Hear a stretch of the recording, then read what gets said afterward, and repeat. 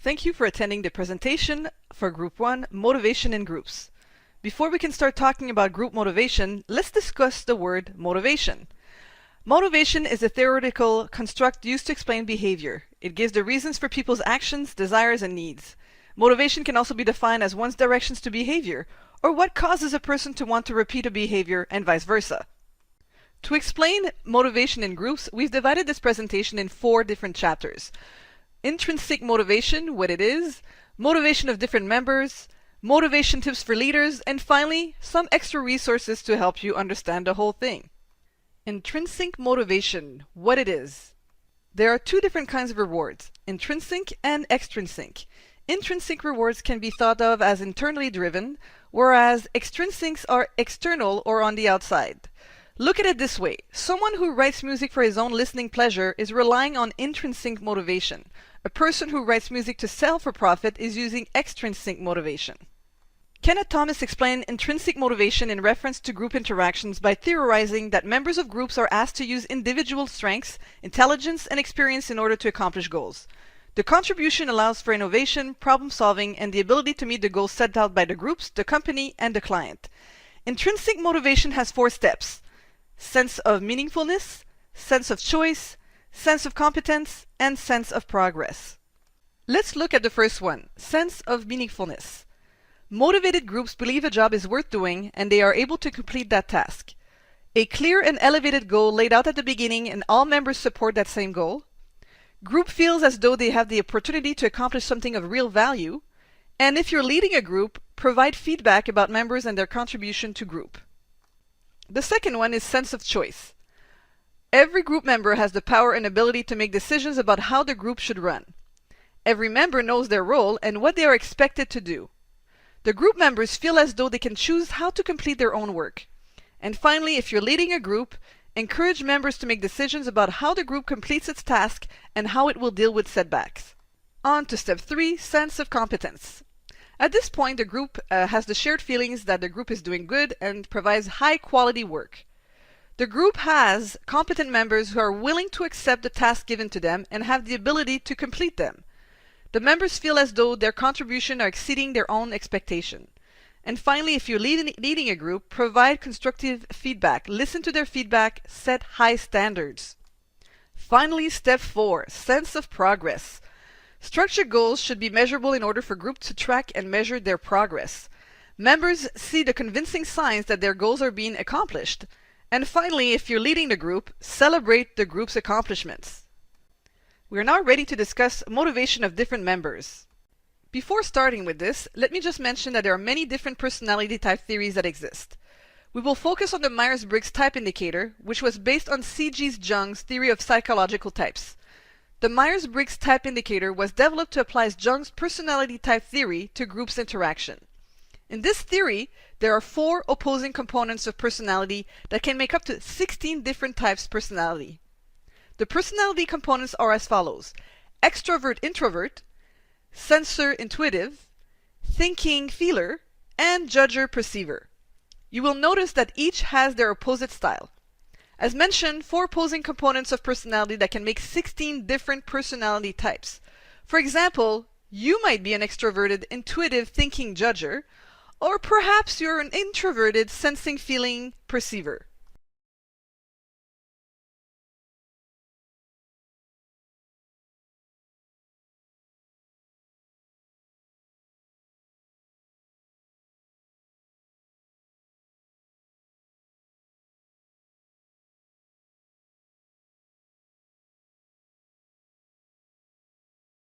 Let's take a few seconds to look at the work habits and personality types.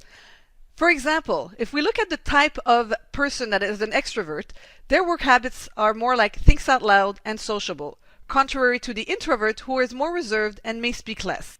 At this point, I suggest you pause this video to be able to view the different types of personality and their work habits. What does each personality need from their group leader?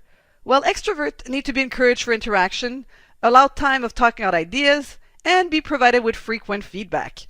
Introvert, on the other hand, they need set, clear, and valued goals, provided thinking time before and during discussions, but also have the opportunity to speak. The censor needs to have set realistic goals, Keep meetings short and relevant, and request real practical information. Intuitive, you need to develop and have engaging goals for them, encourage visioning and creativity, and also encourage brainstorming from them. Now, for the thinking, you need to focus on tasks dispassionately, encourage the debates of substantive issues, and encourage logical decision making. For the feeler, you need to discuss impact of decisions on people, encourage them for cooperation and harmony, and recognize members' contributions. For the judger, encourage closure on issues, provide an agenda and deadlines, and set standards and expectations for them. Finally, for the perceiver, focus on a variety of alternatives, keep the time frame open, and let a decision gradually emerge from discussion.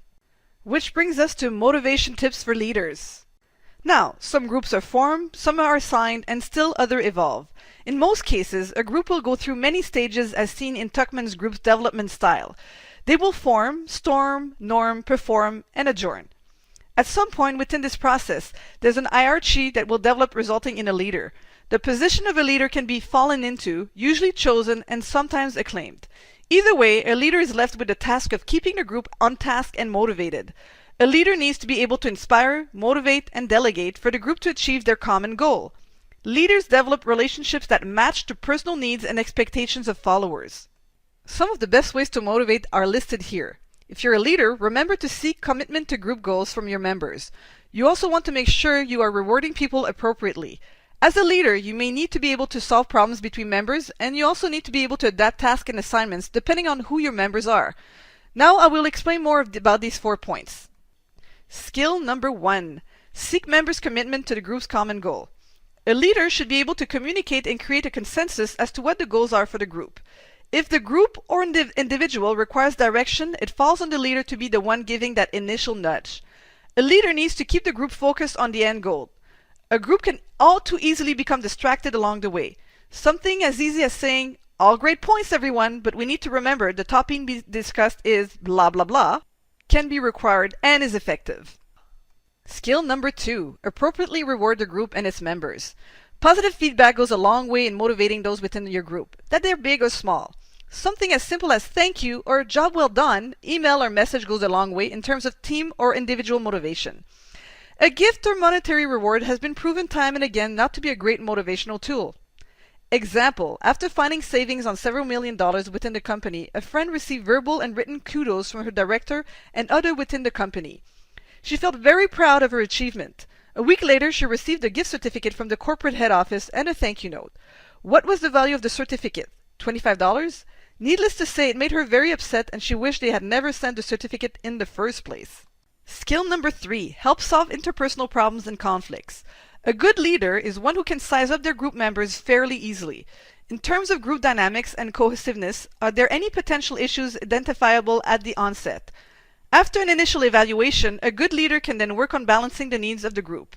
If interpersonal conflicts do arise, an effective leader has to have the ability to listen. What is the conflict actually about?